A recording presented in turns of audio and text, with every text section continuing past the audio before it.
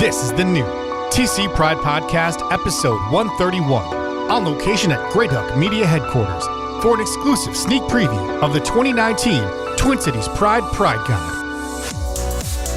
Twin Cities Pride Podcast, we are on location at the Growler headquarters here at Grey Duck Media. Incidentally, Quorum's one of Quorum's inclusion leaders of the year, and I'm here with John Garland, the creative director of Grey Duck Media. John, great to see you again. So you've been on the podcast before. Generally, it's in some sort of like beer dabbler capacity, which I'm loving. Usually today, the context is a little bit different. We're here to make a really big announcement about something that's happening the next few days here. Absolutely. We are publishing the Pride Guide again this year for Twin Cities Pride. So we started last year and publishing the Pride Guide along with Twin Cities Pride, and it's grown into a quarterly magazine, and this is now our second issue of the year that includes all the great information about what's happening during the festival and the parade and all the stuff you need to know for Pride weekend.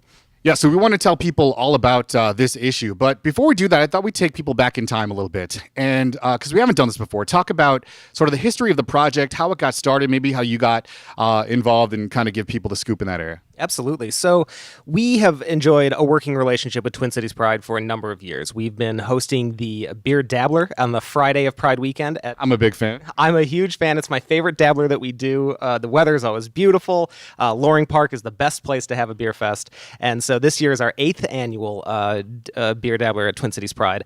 And so we've always loved working and doing that event with Pride. And a couple of years ago, they were thinking about publishing their own materials for the Pride Festival. And they came to us, since we are magazine publishers, and they said, hey, would you potentially want to work on a Pride Guide with us? And we said, well, absolutely we would. But also, since we're magazine people, maybe it shouldn't just be a Pride Guide. Maybe instead of just having info about what's happening in the park and what happens at the parade, maybe we should write some stories, pull in some voices from all parts of the community to tell their stories about what Pride means to them. And it's grown into a quarterly magazine, and we couldn't be prouder about it. So you mentioned all the information that there is around the festival and the parade. There's a lot to know. I can imagine it was sort of a challenge, even as like magazine guys, like you said, magazine people. It must have been kind of a challenge to figure out how to like format it all and how to lay it all out and present it all in a magazine format. Yeah, and it's always in flux too. I mean, it's the second largest outdoor event in the state of Minnesota, and it is a massive undertaking from a huge group of volunteers and dedicated Pride employees. And for us to pull together all that information from dozens and dozens of performers performing on 4 different stages, a new parade route this year, the tons of logistics that go into pulling together a festival of that size in Loring Park. It's a challenge, but it's a labor of love, and it's been really successful so far. Yes, and one of the things that I love about the Pride Guide and the whole initiative, the whole project, is that, there's been a conversation in lots of arenas recently about, representation and visibility. And this isn't lost on the creative team here at the Growler, at Grey Duck, the people behind the Pride Guide. You guys really put a lot of thought into making sure that maybe traditionally underserved, underrepresented parts of the community are represented in this project. Yeah, there's no question about that. I mean, it seems trite to say, it seems like a cliche, but it matters to have representation in media. I mean, it actually makes a difference in people's lives. There's just no doubt about it. And we have been really fortunate to work with an organization that understands that and that wants to pull together, all of the constituent communities that represent the Twin Cities LGBT community. There are stories that aren't being told, and that's just as simple as that. And as magazine people, we want to tell those stories, and so it's important to us that all of those different perspectives are represented in the magazine. And when they are, it makes for a more successful publication. And on that, speaking of stories, let's talk about this specific issue. I'm really excited to let people know about everything that's included in this year's Pride Guide, Twin Cities Pride magazine. What are maybe a few things that you want people to know about this issue? Sure. So we have all of the information that you're going to need to enjoy the festival weekend. First and foremost, stage schedules, directory of all the performers, lots of good info about where to park and what you can expect in the park, and all of the basic boots on the ground kind of stuff. But beyond that, we've got a lot of really good profiles in this Pride Guide. Profiles of musicians who will be performing either in the park or at events the surrounding Twin Cities Pride weekend. We've got a really good essay from a guy who's been touring with a Broadway company for the last 5 years, and he talks about life on the road. It is hilarious. We've got Lisa Marie Brimmer, who is a very well-known poet around these parts. She's our house poet, and she does a poem on the back of every issue, and it's a really powerful one this time around. Just a lot of really good in-depth discussion with the people who not only showing off their creative abilities during Twin Cities Pride, but talking about how they're leveraging the visibility and the space that they're creating within the community year-round. And if we zoom out, related to the project, every issue, some things are going to be consistent and some things are going to be different. So there's only been a handful of issues so far, but to kind of let people know about what's coming up. So every issue is going to have a theme, a basically seasonal theme, I guess kind of the thought is right now. But then there's also going to be consistent features, kind of categories throughout each issue as well. Yeah, we have a number of very talented columnists. Lisa is one of them. Also, we have Mike Augustinak from WCCO as our cocktail columnist. He has a great recipe for Pride Punch in this issue that he does with Hodges Bend. We have our arts columnist, Eric Broker, is talking to the good folks at the Quatrefoil Library and the Treader Collection about how their archives are building community. We've got a wellness column, too, that we've partnered with Just Us Health, and they're contributing an article in every issue that just talks about some basic steps you can take towards personal wellness. In this issue, we talk about anxiety, what it is, what to do when you feel it welling up in you, and how to move on and be productive after that. So a lot of really good recurring features from our columnists will continue into the future. Yeah. Sounds like quite the all-star cast of contributors there. I've been getting questions from people about how, honestly, I think maybe people have been kind of slowly kind of feeling this out to see if you guys kind of meant business and were planning on sticking around in the long term, and you clearly are. I think as that people have gotten used to you guys being around, I think people have gotten more interested about how to get involved in the project. What are some ways that people can get involved? Everything from maybe pitching a story to maybe supporting the project through advertising in a magazine. Absolutely. So it is, our goal to make sure that we are reaching out to every corner, nook, and cranny of this community, and we want to hear your stories. I mean, going back to what we were talking about earlier about representation, it's incumbent on us, if we're going to be in this space, to do our due diligence to find people with stories that need to be told. And it's really interesting the way that we've constructed this magazine is different than sort of the normal editorial process, where you come in with a very specific editorial goal, and then it's sort of top down, that filters down into which stories you greenlight and which contributors you work with.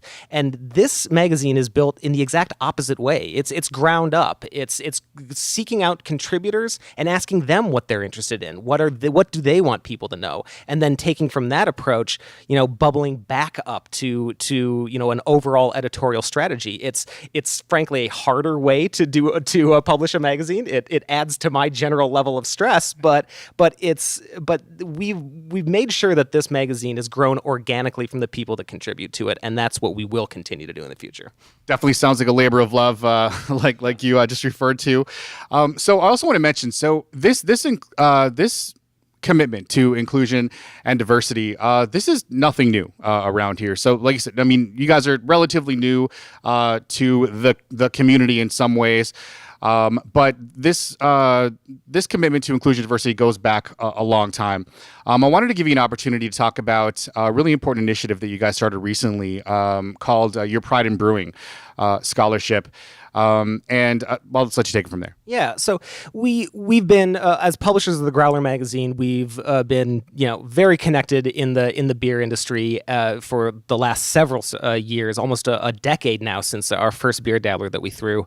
And if there's one thing that we want to challenge our beer community to do and to become and to think about, is the diversity of voices and people that contribute to it. And let's be honest, beer is a pretty monochromatic industry industry right now. It is. I think you mentioned that sort of stereotypical demographic of, the bearded male of a certain age, et cetera, et cetera. Right? Exactly right. And, as much of a stereotype as that is, it's also true. And we know that when a diversity of people contribute to an industry, it only strengthens that industry, because right now, craft beer only accounts for about, depending on how you measure it, 10% of the overall beer market, maybe less, maybe more, but it's not much.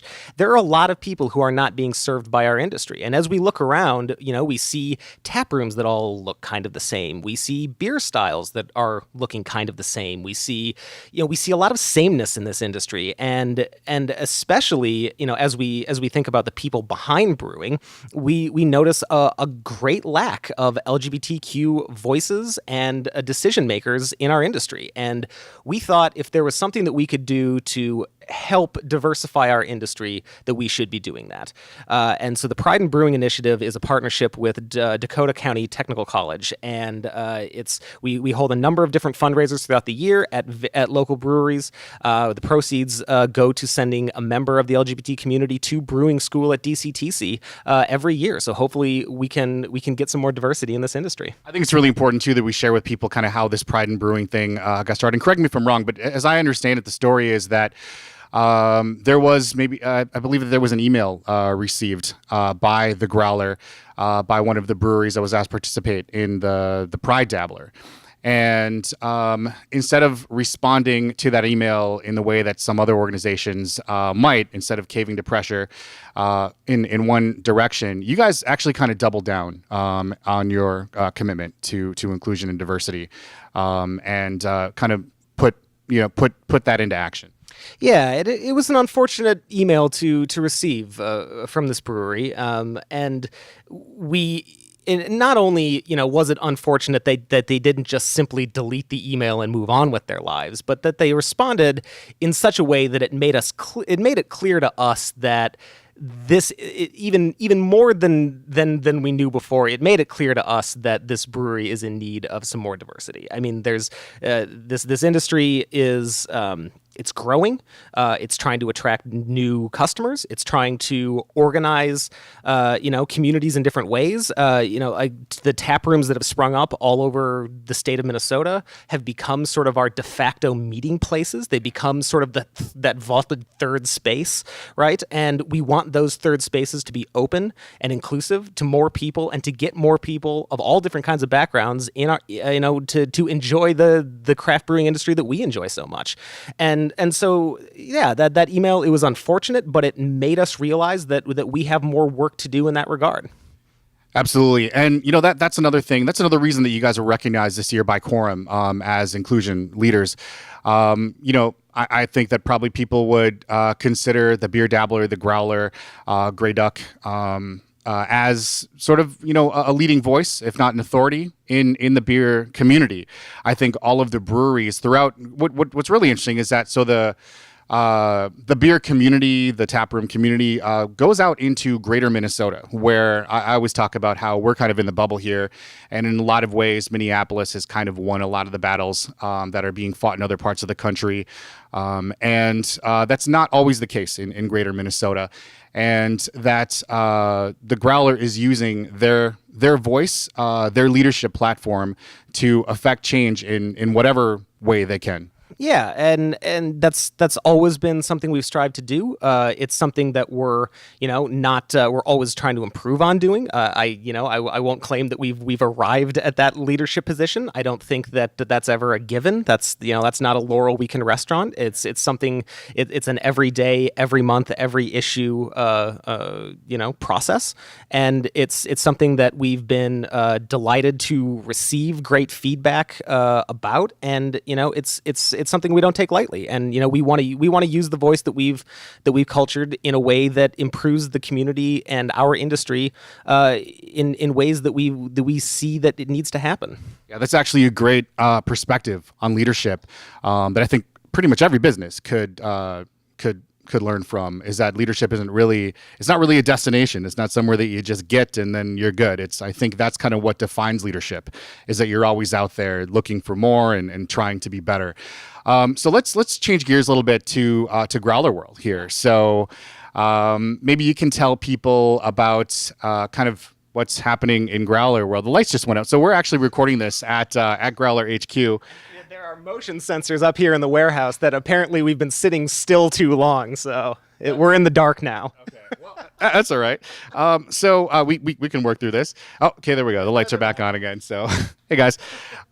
So yeah, well, actually, that's a great segue into your new space. Why don't we talk about this exciting new space you guys are in? So we've been in this space for about a year now. It's we have a new offices just off West 7th Street. It's actually, this building was part of the old Schmidt Brewery complex. So the great Schmidt Brewery that has the Keg and Case Marketplace on West 7th. This building is just down the street from Schmidt, and it used to be the carriage house. This is where they teamed their horses back in the day. So it's a gorgeous old brick building. We have a couple floors of it, and so we've kind of moved our retail operations online. We used to have the store on West 7th Street, and now we've kind of moved that online and sort of consolidated two offices that we had before into one. And it's just a wonderful space to be, and we love working in St. Paul. Yeah, so let's maybe clear up a little confusion, too, that people might have. So I get asked all the time about the Beer Dabbler and the Growler, and are they related? Are they the same thing, et cetera, et cetera? Yeah, the Beer Dabbler is our parent company. Grey Duck Media is our overarching company that does the publishing and events. But the Beer Dabbler is our main company, and the Growler is an offshoot of that. And so you do events, multiple events a year. So you mentioned the Pride Dabbler. There are generally a handful of events that are done every year, including the new one. Maybe I don't think we've talked about that on this recording here, about the new kind of mini Dabbler. Maybe we can tell people about the events, including that one. Yeah, I'm really excited for this new series. But to back up for a sec, we do 3 beer dabblers a year. We do our summer beer dabbler, which has been at CHS Field in Lowertown, St. Paul for the last couple of years, and we do the Pride Dabbler, as we mentioned, on the Friday of every Pride weekend. And then our biggest event of the year is the winter beer dabbler, and that is at the State Fairgrounds in the middle of February. And if you think it is insane that 10,000 people go out to the fairgrounds when it is the dark of winter to drink beer, you are right. It is completely insane, but it is so much fun. It is an experience. It's like a truly Minnesotan experience that you will just not get anywhere else. We were there actually on location a couple of years ago. It ended up calling it the Snownomi Dabbler, the Snowpocalypse Dabbler. This was crazy. It just started snowing out of nowhere, and before we knew it, there was like a foot of snow on the ground. Yes, a very, very Minnesota experience. The Blizzard Dabbler is what I've come to call it. It was an insane event, but every single year the Minnesota winter kind of throws something new at us. So it could be sub-zero, it could be blizzard, it could be kind of warm and slushy. You kind of never know what you're going to get at the Winter Beer Dabbler, and that's why it's so much fun.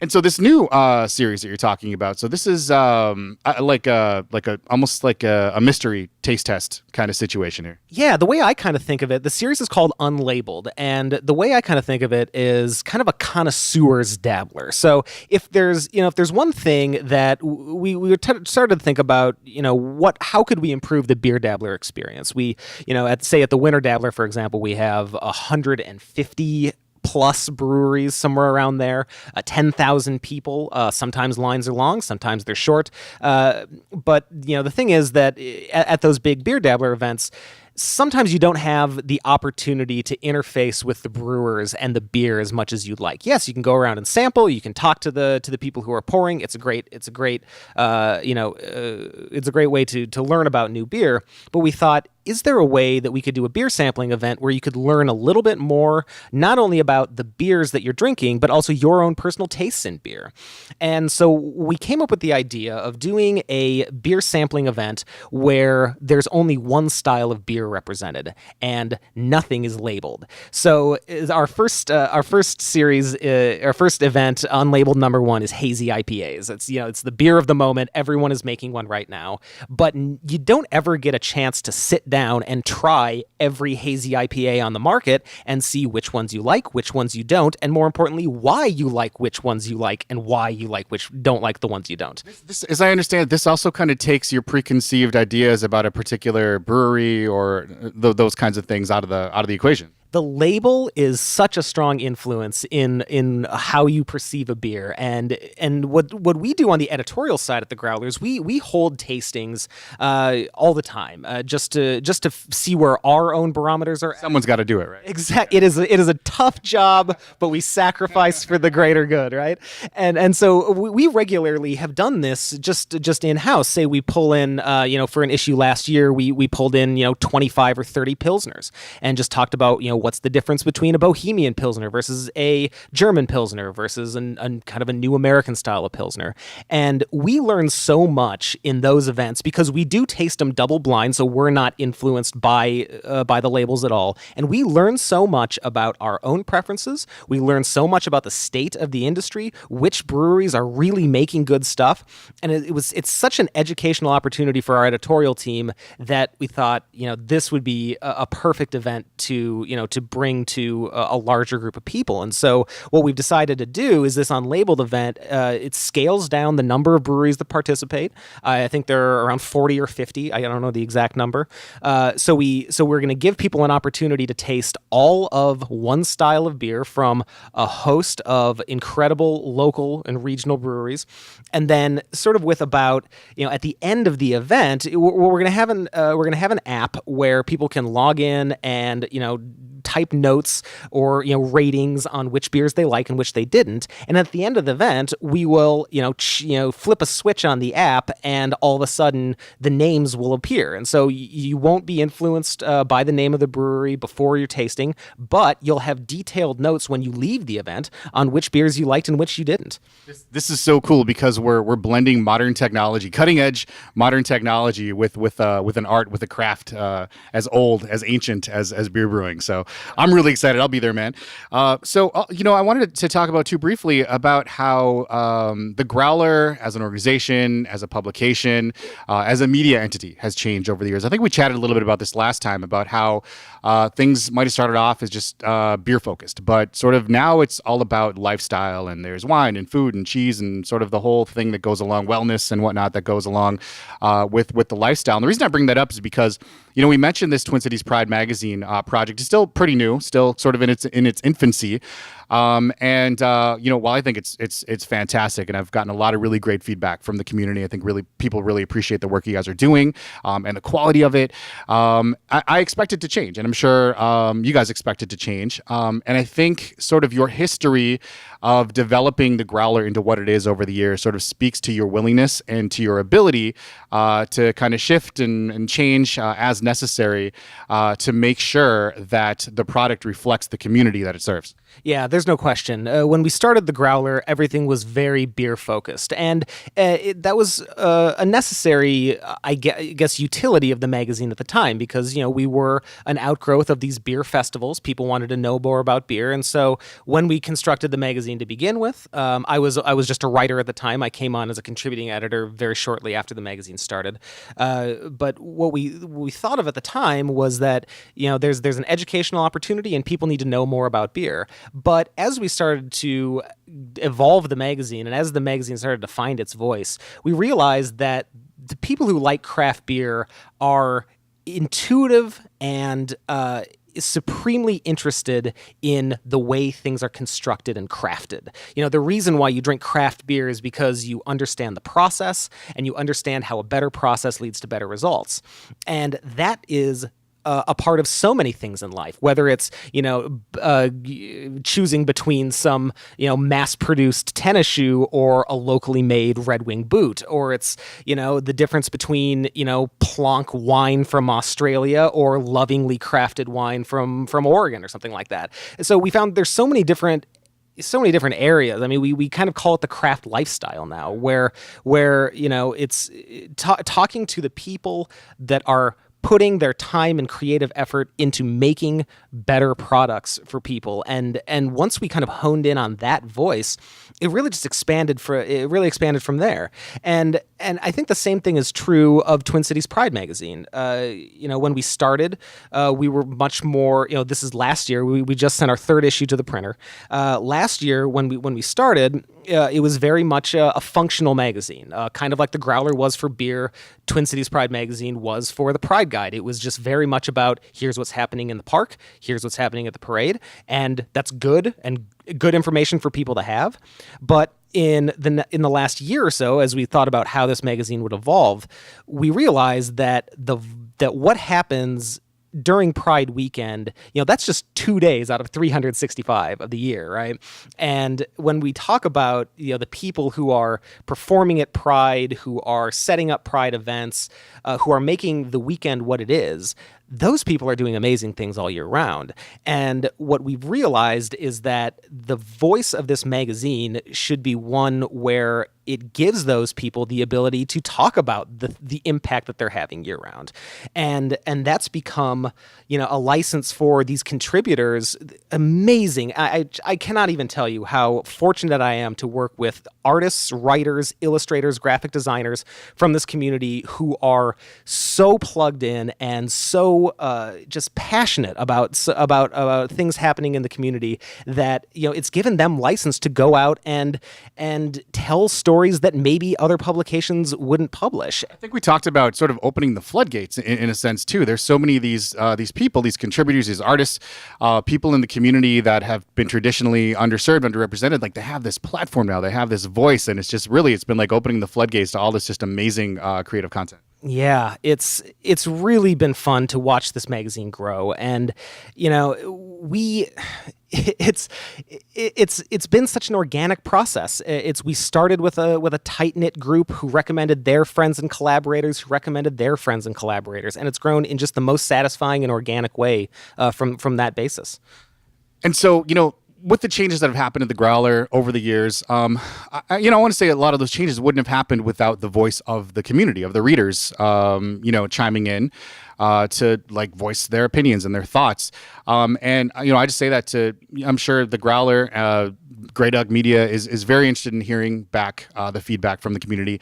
I want to emphasize to people listening to this that this project can't change, it can't grow unless we hear from you and can make changes based on the feedback that you receive. Absolutely. And so our website for the Pride magazine is tcpridemag.com.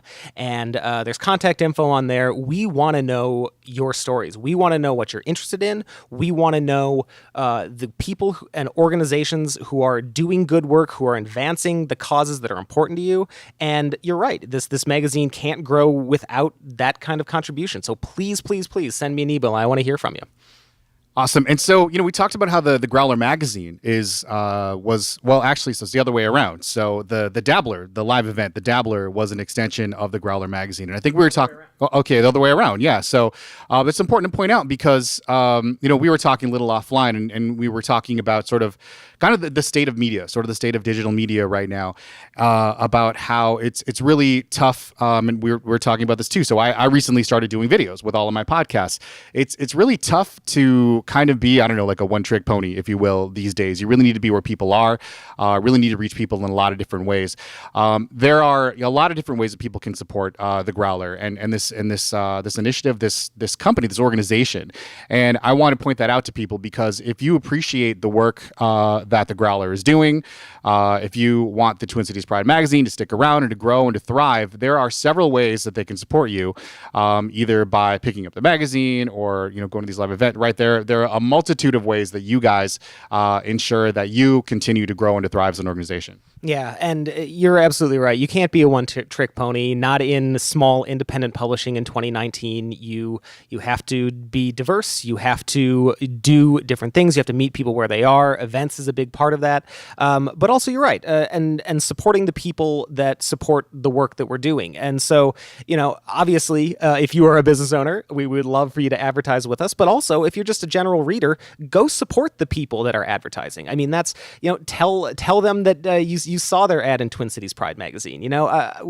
We still believe in the power of print advertising. I mean, that's why we do what we do. You know, we joked about good old dying print that that basically was declared dead when the telegraph basically was invented, right? Exactly, right. And so so go support the people that are placing ads. Come to our Pride in Brewing events. We've got so many incredible brewing partners in the Twin Cities who are jumping at the chance to help this DCTC Pride in Brewing initiative. So come to those events, and it's just have a pint. Come raise a glass with us and toast to the work that the breweries are putting in. And there are a lot of other organizations that help with those events as well. Yeah, even supporting those breweries, just going, and you said, having a pint. What's really cool about the breweries is that there's one in just about every neighborhood now. The scene has really exploded. So like I said, you guys have your tastings, and someone's got to do it. Someone's got to do the hard work of going to those breweries and supporting those breweries. Hey, I'm all about it. That's my little labor of love, personally. So I wanted to kind of ask you about what being involved in this project means to you on a personal level. So like I said, you've been a writer for a long time. We joked labor of love, right? But I mean, in the conversations we've had offline, I really get that sense from you that this is really invigorated you on a personal level in a number of ways. What does it mean to you personally to be involved in this project? It has widened my perspective on our community and our industry in ways that I did not think was possible. I mean, I've been a writer for a long time. I've been a freelance writer for a long time before I was with the Growler, and the freelance life is a lonely life. You are working on your projects. You are only accountable to yourself. It's a very maybe this isn't the exact right term, but self-centered line of work. I mean, you have to be necessarily to do that kind of work. And so what's been really, really interesting and so gratifying about working on Twin Cities Pride magazine is this magazine is not about me in the least. It is about everybody else. I'm in this position where I'm collecting stories and contributions from the people whose work I see out in the community, whose work has been recommended to me, and I just get to go out and collect all of that. It's not on, and necessarily shouldn't be, it's not on me to come up with this magazine. It is growing from the illustrious voices of the people who are contributing to it. And it's such a change for me.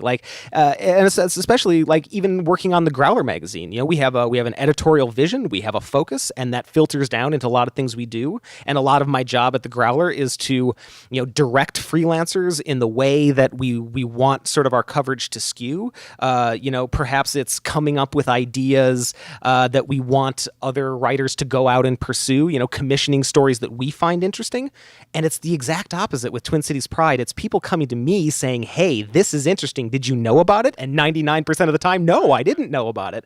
But it's been a way for me to really broaden my perspective on the work that people are doing, the challenges that people are facing, and the good work that people are pulling together to overcome those challenges. And it's been incredible, the feedback and the work and effort that has gone into this magazine so far, and I just can't wait to see it grow. Well, thank you on behalf of everyone that I've heard from for all the work that the Growler has done as an organization, for you personally, as well. As we wrap here, we want to tell people, where they can find the Growler, where they can find the Twin Cities Pride magazine, all the who, what, when, where, obligatory information here as we wrap. Yeah. So find the Growler at growlermag.com. There is a map with all of the locations that we distribute to. It's a free monthly magazine. It's growlermag.com/where to find us. That's the map there. And all of our content from the print magazine is logged online at growlermag.com as well. And Twin Cities Pride magazine is much the same. There's a map at tcpridemag.com where you can find all of our distribution locations. It's most of the places that you can find the Growler. Also during Pride weekend, we'll be passing out issue number 3, the Pride Guide, in Loring Park and along the parade route as well, so you can catch them on Pride weekend. And we're also going to be putting exclusive content that's not in the Pride Guide, since it's a quarterly quarterly magazine. We have a couple of months between each of our print issues, so we've got a lot more online exclusive content coming to tcpridemag.com in the coming months. Awesome. Well, thank you so much, John, for your time, as always. I'm sure we'll talk again. Good luck with everything coming up with the Growler this year, and we will see you soon. Well, it's a pleasure to be here, Ryan. Thanks so much. Thank you so much for listening to the Twin Cities Pride podcast. We'll see you next time. The TC Pride Podcast is a production of the nonprofit podcast community and Twin Cities Pride. Subscribe now on iTunes, on Android, or by email at tcpridepodcast.org. Because we're in this together. NonPod turns your email newsletter, blog, or video content into a more powerful, more personal, more intimate, on-demand listening experience. Your podcast, your story, your voice, simplified, amplified. Learn more now at nonpod.com.